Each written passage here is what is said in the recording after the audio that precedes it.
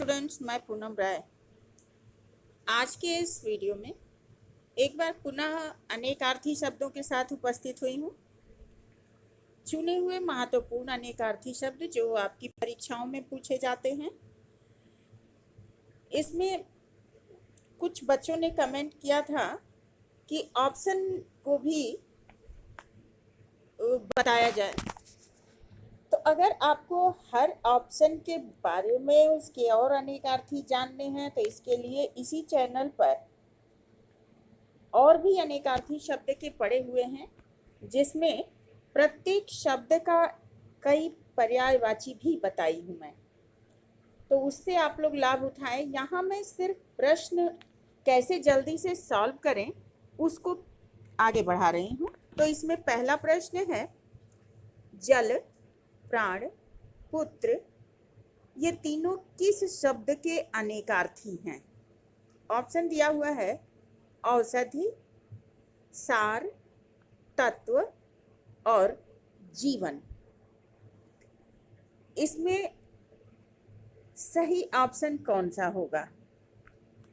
तो इसमें सबसे सही ऑप्शन होगा, जल को जीवन भी कहते हैं और यही हमारा सही ऑप्शन भी होगा, डी वाला। ये जल, प्राण और पुत्र तीनों का पर्यायवाची हो जाएगा। अगला है, निम्नलिखित में से कौन सा शब्द सारंग का अर्थ नहीं है? ऑप्शन दिया हुआ है पपीहा, शहद, कामदेव या राजहंस। तो किसका मतलब जो है सारंग नहीं होता? इसमें जो सही ऑप्शन होगा वो होगा बी, शहद, क्योंकि पपीहा भी सारंग को कहते हैं, कामदेव सारंग को कहते ही हैं और राजहंस को भी सारंग कहते हैं। अगला है, कीर शब्द का अर्थ है कील, कीड़ा, तोता या हाथी। तो कीर कहते हैं तोते को, सी वाला ऑप्शन सही है। अगला है, नग का अनेकार्थक शब्द नहीं है, पर्वत, सूर्य, सर्प या हाथी। नग, तो जो डी वाला ऑप्शन है ये नग का अनेकार्थक शब्द नहीं है। बाकी सर्प, सूर्य और पर्वत ये तीनों ही नग के अनेकार्थक शब्द हैं। गयंद शब्द का अर्थ क्या है? बड़ा हाथी, बड़ा घोड़ा, जंगली भैंसा या गैंडा। तो गयंद कहते हैं जो बड़ा हाथी होता है उसको हम गयंद कहते हैं। अगला है, रसाल शब्द का अर्थ क्या है? आम, केला, पक्षी या चमक। रसाल का अर्थ है आम, ये ए वाला ऑप्शन सही है। अगला है, मूढ़ चेता का अर्थ है दूसरों को मूर्ख बनाना, मूर्ख जो बाद में चतुर बन गया हो, आलसी या फिर मूर्ख। ये चार ऑप्शन दिए हुए हैं, इनमें सही ऑप्शन कौन होगा? मूढ़ चेता, मूर्ख बुद्धि का। तो ये हमारा डी वाला ऑप्शन सही हो जाएगा, मूढ़ चेता कहते हैं मूर्ख को। अगला है, निम्न में से कौन सा शब्द अनेकार्थक है? ऑप्शन दिया हुआ है साहस, पुस्तक, अंबर या बालक। कौन सा शब्द अनेकार्थक है? तो इसमें जो अंबर शब्द है ये अनेकार्थक है। अंबर बादल को भी करते हैं और अंबर वस्त्र भी होता है। तो सी वाला ऑप्शन जो है हमारा सही है। अगला है, अंक शब्द का अनेकार्थी नहीं है। ऑप्शन दिया हुआ है संख्या, गोद, पृथ्वी या नाटक का एक भाग। तो नाटक का एक भाग, इसको अंक कहते हैं, गोद अंक को कहते हैं और संख्या अंक होता ही है। तो हमारा सही ऑप्शन हो जाएगा सी वाला पृथ्वी। ये अंक का अनेकार्थक नहीं है। पंच शब्द का अनेकार्थी शब्द नहीं है। ऑप्शन दिया हुआ है 5, ग्राम सरपंच, निर्णय करने वाला या पंचानन। तो जो निर्णय करने वाला होता है उसको पंच कहते हैं। ग्राम का जो सरपंच होता है उसको पंच कहते हैं। और तत्सम रूप में अगर देखें तो 5, जो 5 की संख्या होती है उसको भी पंच कहते हैं। लेकिन जो पंचानन है इसका अर्थ इस पंच का अर्थ जो है ये नहीं देता है। आनन मतलब मुख होता है, 5 मुख वाले। तो ये जो डी वाला ऑप्शन हमारा यहाँ सही हो रहा है। अगला है सर्प, मेढक, सिंह, घोड़ा, बानर, हाथी आदि को समझाने वाला शब्द कौन सा है। मतलब कि कौन सा ऐसा शब्द है जिसका अर्थ सर्प, मेढक, सिंह, घोड़ा, बानर, हाथी सब कुछ होता है। ऑप्शन दिया हुआ है पशु, शिव, हरि या कपीश। तो इसमें जो सी वाला ऑप्शन है हरि, ये जो है सही ऑप्शन होगा, क्योंकि सर्प को भी हरि कहते हैं, मेढक को भी हरि कहते हैं, सिंह, घोड़ा, बानर, हाथी इन सब को हरि कहते हैं। तो हमारा सी वाला ऑप्शन यहाँ सही हो रहा है। अगला है निम्नलिखित में से एक का अर्थ तेल भी है। ऑप्शन दिया हुआ है प्रणय, प्रीति, स्नेह या अनुराग। इनमें से किसका अर्थ तेल भी होगा।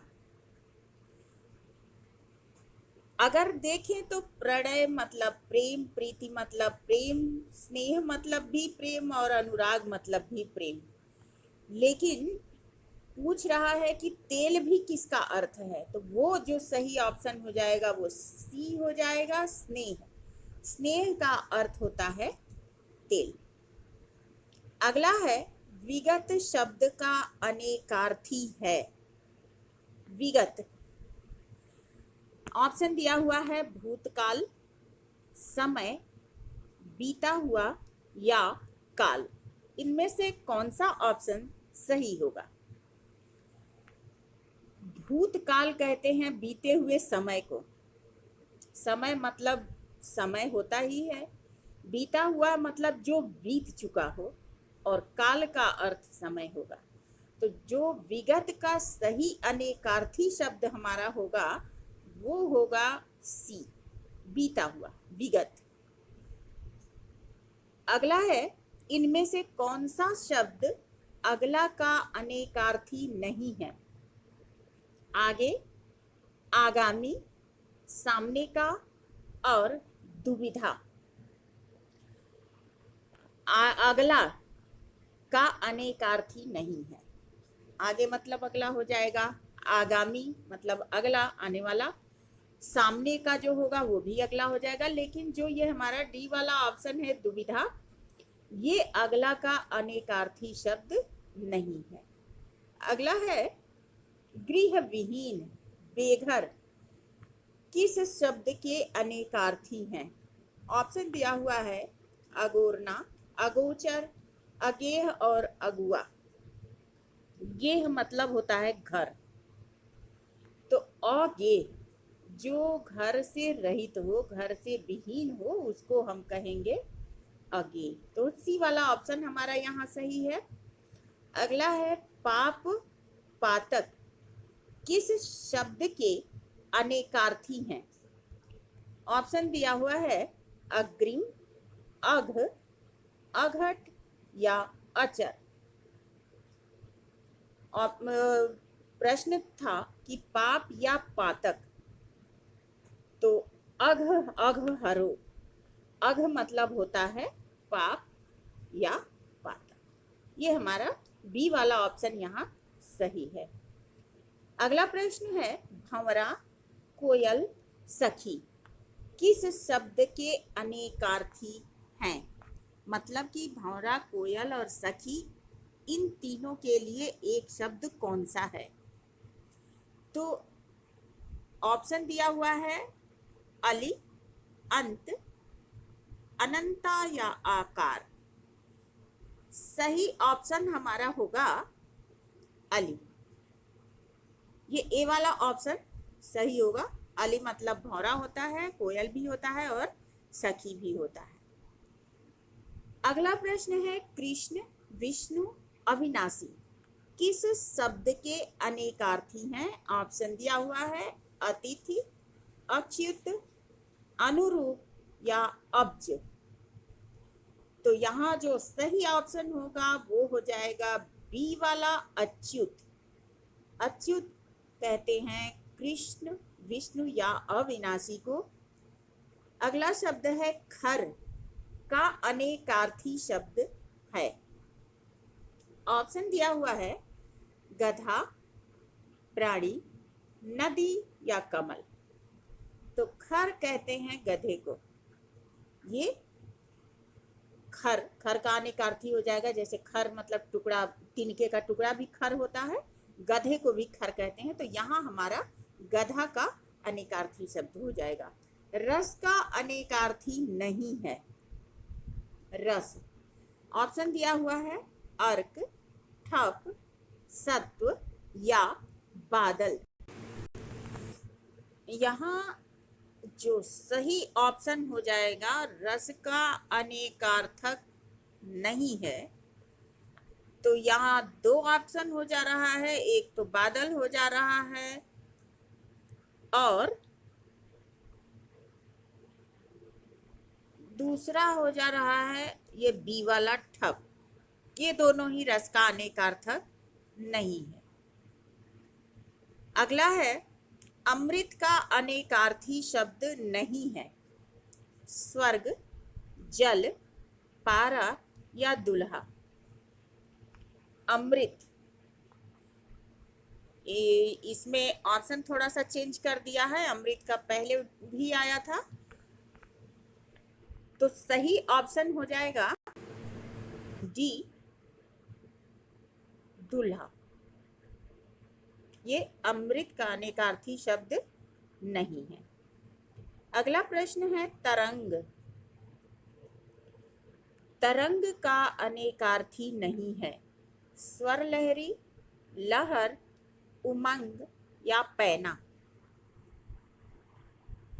तरंग का अनेकार्थी नहीं है। जो सही ऑप्शन होगा वो होगा डी वाला पैना। इसका अर्थ तरंग नहीं होगा। बाकी उमंग मतलब मन में उठने वाली जो उत्साह की लहर होती है, लहर पानी की जो लहर होती है, स्वर लहरी, ये सभी तरंग के अनेकार्थी हैं। अगला है धवल का अनेकार्थी है। ऑप्शन दिया हुआ है निष्कलंक, आकृति, संख्या या बादल। जो निष्कलंक धवल, जिसमें कोई कलंक ही ना हो, तो वो धवल रहेगा ही। और प्रश्न पूछ रहा है धवल का अनेकार्थी है, तो जो हमारा सही ऑप्शन होगा वो ए वाला होगा, निष्कलंक। ये धवल का अनेकार्थी शब्द है। अगला है बलि का अनेकार्थी नहीं है। ऑप्शन दिया हुआ है बलिदान, उपहार, कर या मंडल।